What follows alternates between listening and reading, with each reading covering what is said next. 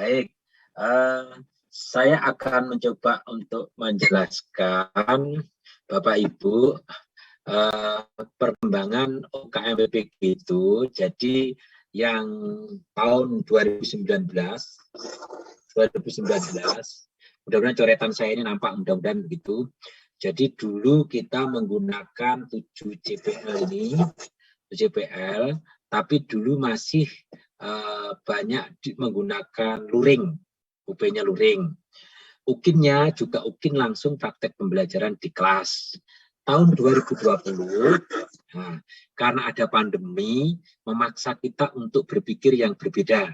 Kita tetap menggunakan 7 CPL, UP-nya berbasis TUK, daring tapi berbasis TUK, daring berarti TUK. Kemudian UKIN-nya ini yang banyak berubah. UKIN-nya mengirimkan video dan portofolio. Nah, ini yang membedakan dengan 2019. Portofolionya ini meliputi 4 komponen. Kemudian tahun 2021 ini ada perubahan. UP-nya berbasis domisili. UKIN-nya ini menggunakan portofolio yang di sini menggunakan 6 komponen. Artinya apa? 6 komponen bukan mempersulit, malah mempermudah yang 2021 ini. Yang dulu tidak diakui pada 2020, yaitu pengabdian masyarakat, itu tidak diakui di sini. Yang di 2021 diakui. Prestasi pada saat 2020 tidak diakui, 2021 diakui. Artinya apa? Diperluas portofolionya gitu. Sehingga lebih mudah untuk tahun 2021. Baik, Bapak Ibu, semua proses itu kita menggunakan yang namanya profil lulusan UKM PPG. Jadi Bapak Ibu kalau lulus itu harus memenuhi profil ini. Dalam profil ini yang paling pokok adalah apa? Yang guru itu harus menguasai materi ajar, berkarakter, berkepribadian, menginspirasi. Ini penting sekali Bapak Ibu, menginspirasi. Ya, penampilannya memesona. Ya. Ini dari profil lulusan ini kemudian dijabarkan menjadi 7 CP. Nah, CP pertama kaitannya dengan kepribadiannya guru, mulai dari persona, tugas keprofesian. Nah, ini CP1 mengukur kaitannya dengan kepribadiannya guru, karakternya guru. Kalau lulus PPG itu harus memesona. Memesona itu diartikan gini Bapak Ibu, bukan memesona itu harus kalau laki harus tampan, kalau putri harus cantik, tidak. Memesona itu artinya kalau seorang guru masuk di kelas, muridnya merasa nyaman dengan tampilannya guru. Nah, nyaman itu tidak diartikan harus kondisinya cantik atau tampan, tapi bisa membuat ketentraman bagi siswa. Ini memesona. Kemudian juga penuh panggilan jiwa. Jadi guru itu bukan sesuatu yang terpaksa, tapi benar-benar panggilan jiwa. Saya terpanggil untuk menjadi guru, itu yang diukur untuk CP1. CP2, bagaimana Bapak Ibu bisa merumuskan indikator capaian pembelajaran yang memuat berpikir tingkat tinggi. Kenapa berpikir tingkat tinggi Bapak Ibu? Karena tantangan ke depan, jadi Bapak Ibu mengajar sekarang ini sebenarnya bukan untuk menyiapkan anak yang saat ini, tetapi digunakan untuk menyiapkan anak menghadapi tantangan 10-20 tahun ke depan. Nah, itu kenapa yang bisa digunakan untuk adaptasi adalah berpikir tingkat tinggi. Kalau berpikir tingkat tinggi, maka siswa itu cenderung mampu beradaptasi dalam segala keadaan. Kemudian juga merumuskan indikator yang memuat komponen kritis, kreatif, komunikatif. Jadi VOCI, komunikatif, kolaboratif.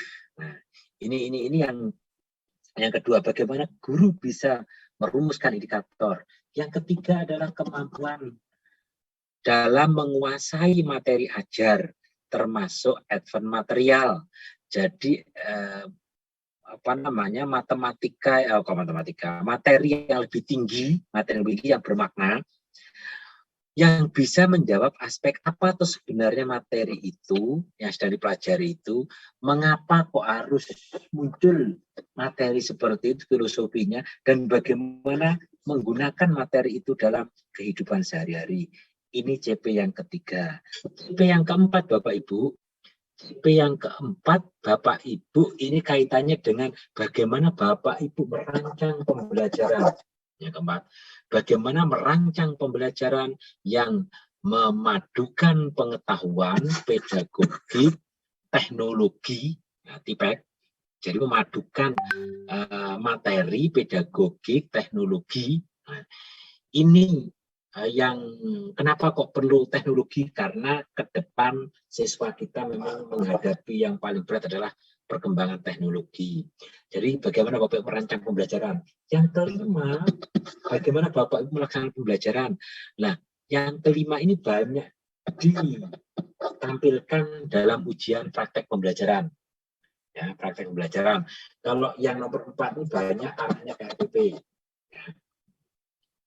Kemudian yang CP5, bagaimana Bapak itu mengevaluasi, ini ada di RPP sama PP ini, RPP ada, di praktek pembelajaran juga ada. Bagaimana Bapak merancang penilaian yang memuat aspek sikap, pengetahuan, kemudian keterampilan. Karena itu Bapak Ibu nanti kalau membuat RPP ya ada penilaian yang kaitannya sikap, pengetahuan, keterampilan. Kemudian yang CP ke-7, Bapak Ibu, ini kaitannya dengan pengembangan diri. Ya, ini adanya di portofolio. Nah, ini Bapak Ibu. Bobotnya hanya 1/7. Ingat 1/7 saja ini yang, karena kan 1 dari 7. Bobotnya 1/7, tetapi tidak boleh kosong. Jadi harus ada nilainya di 7 ini. Nah, ini yang penting. Uji kompetensi mahasiswa PG itu ada 2 macam. UKIN itu memuat, ini ada 3 komponen, RPP, terus kemudian praktek pembelajaran, yang ketiga adalah portofolio. Kalau UP-nya yang 2021 ini berbasis domisili UP-nya. Jadi ini berbasis domisili. Saya buat coretan-coretan, nampak enggak ya? Saya sambil menjelaskan, saya buat coretan. Mudah-mudahan nampak ya. Nampak Pak. Oh ya sudah, oke, makasih. Berikutnya lagi, Bapak Ibu, karena adanya pandemi kemarin, UKIN pun disesuaikan, UP pun disesuaikan. Kemudian berikutnya lagi ini, penyesuaiannya itu disesuaikan dengan daerahnya. Ada 3 kemungkinan yang terjadi, tapi kalau sekarang kayaknya banyak yang sudah masuk di sekolah sekarang. Daerah hijau, real teaching direkam, jadi real teaching di kelas direkam 2 JP. Ingat ini prakteknya 2 JP.